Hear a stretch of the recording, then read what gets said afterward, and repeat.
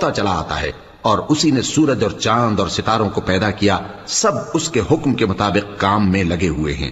دیکھو سب مخلوق بھی اسی کی ہے اور حکم بھی اسی کا ہے۔ اللہ رب العالمین بڑی برکت والا ہے۔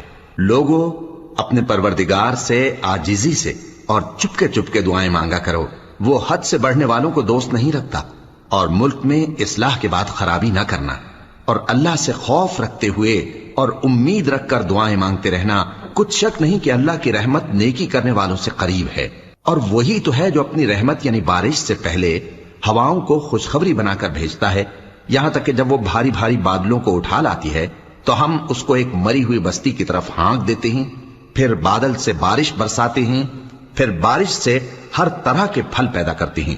اسی طرح ہم مردوں کو زمین سے زندہ کر کے باہر نکالیں گے۔ یہ آیات اس لیے بیان کی جاتی ہیں تاکہ تم نصیحت حاصل کرو۔